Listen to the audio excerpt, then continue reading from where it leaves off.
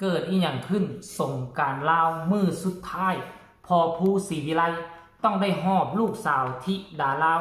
ข้ามมาฝั่งสวรรณเขตด่วนในตอนกลางคืนสบายดี FC แฟนคลับทุกท่านมาพบมาพ่อกันเศร้านี่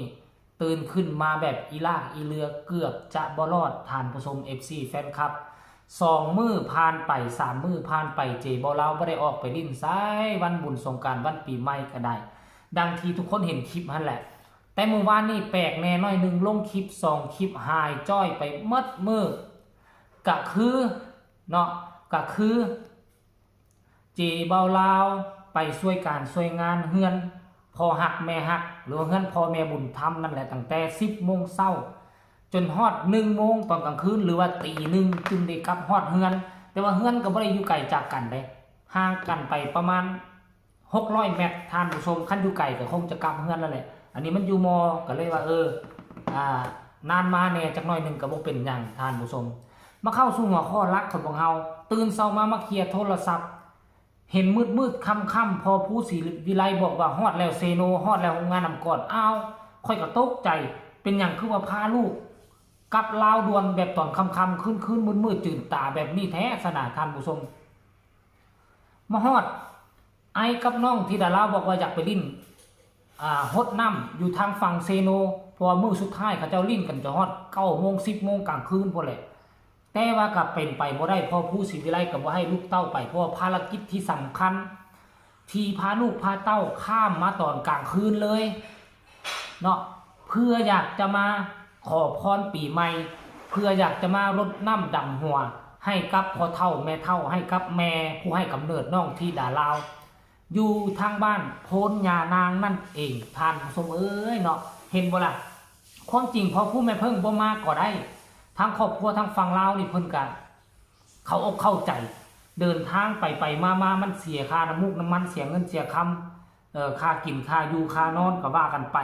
แต่ทางพอผู้ศรีวิไลเฮ็ดแบบนั้นบ่ได้เนาะพาน้องที่ดารารดน้ำดำหัวให้กับญาติผู้ใหญ่อยู่ทางฝั่งไทยแล้วก็รีบข้ามมาตอนกลางค่ำเลย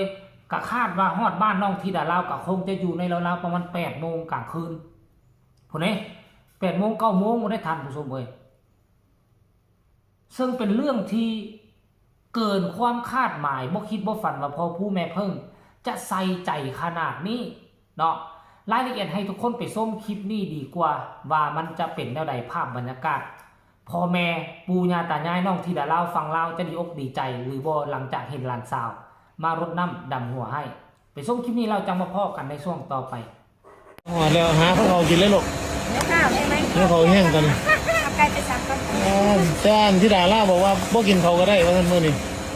ว่าจะกินย่ำจำเป็นแซ่ว่ามันล้มลูกค้าสำเร็จแล้วว่าประเด็นนี้รถไปซื้อกับฝากคืออะไรอะลูก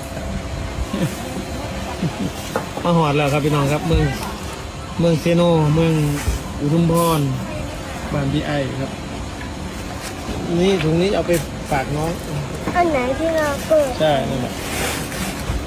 กินข้าวเสร็จแล้วค่อยเข้าไปพ่อหิวข้าวมากเลยตอนนี้ถุงไปฝากเอาไปแยกไว้แล้วแยกไว้ยังเอาแยกไว้แล้วอันนี้เอาออกกินแล้วนึงเราไปหาหนูที่ร้านจะไม่เน่าแล้วไหมมันยังไม่เน่าอะไรร้อนมากเลยนะนี่เท่ากับออกจากร้านยังไงเลยจะไปพรุ่งนี้ใช่ไหมไปวันนี้แหละกินข้าวเสร็จแล้วก็ไปขอพ่อกินข้าวก่อนพ่อหิวข้าวโอเคไหมขอกินข้าวก่อนได้ไหมได้ค่ะนึกว่าไม่ได้เดี๋ยวหนูเอาเขาไปเก็บไว้โอเค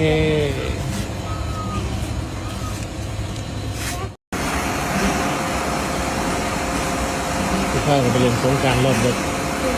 ที่เล่าไปเรียนอีกมือนึงจะไปว่า5 คูณเท่าไหร่เนี่ย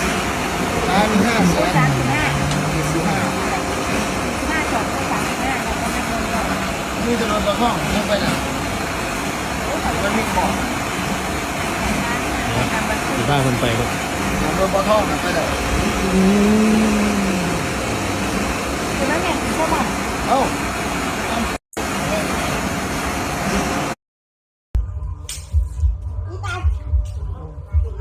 สบายดีไหมเท่าสบายดีโอ้นอนหลับบ่เดี๋ยวนี้อยู่นอนบนโทรศัพท์เด้โอ้เบิ่งข่าวอีหยังไม่เท่า เขาไปเล่นบุญน้ำเขาอ่ะ บ่มีน้ำมงบ่มีมีแล้ว โอ้ไปอันเหือแต่นี่ไปเต้นระวงมากทีนี่ แม่นไปบ่สิพาไป โอ้ยบ่ ไปได้กับป้ารถนะจ๊ะสิมานอนในเท้าอยู่ได้ นอนน้ำไม่เท่าแล้วมื้อนี่นอนน้ำไม่เท่าคือหนึ่งมื้ออื่นก็เดินทางต่อ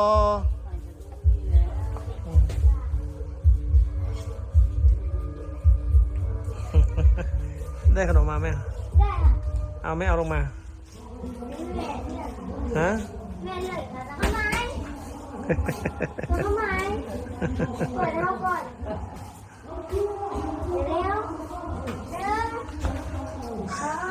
อ๋อ นี่ได้กระตาไปดำเอาของไปใส่ดำเอาของไปใส่พื้นถือไปล้างรถดำอีปึ๊ก ไปโอ้ยสบายดี โอ้ยคือมั่งจะอยู่ใต้ห้องแท้โอ้เมาตีเด่นโอ้ยเมาบุญหมดหรือเมาเรา เอาเนี่ยดำเอาไปใส่แล้วนะฮะดำเอาดำคือบอกไปใส่กระตา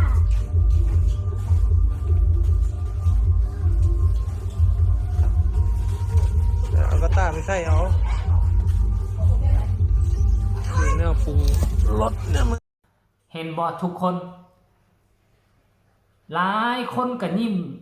แย้มแจ่มใสแม้แต่โรงงานน้ำก้อนพี่ก็คือกันมาฮอดปุ๊บก็ต้องได้กินข้าวอยู่โรงงานน้ำก้อนสะกอนมีไอมานำกินข้าวอยู่โรงงานน้ำก้อนแล้วก็เดินทาง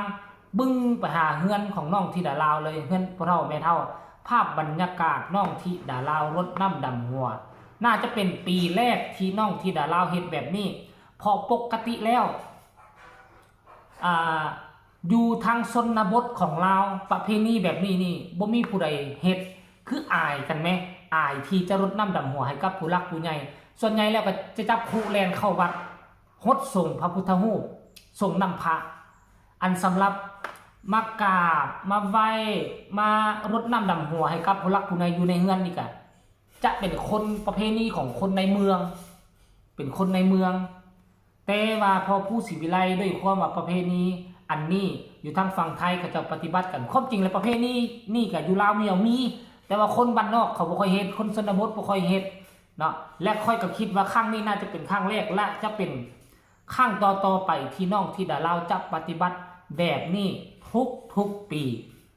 จะข้ามไปข้ามมาระหว่างสงกรานต์2ประเทศแล้วก็จะรดน้ำดำหัวขอพรปีใหม่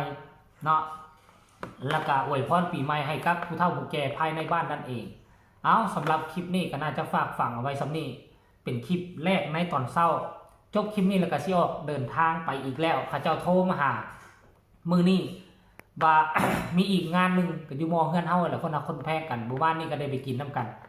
มื้อนี้คันบ่ไปก็สิโพดโพเพอนัดกันแล้วท่านผู้ชม FC กันฝาก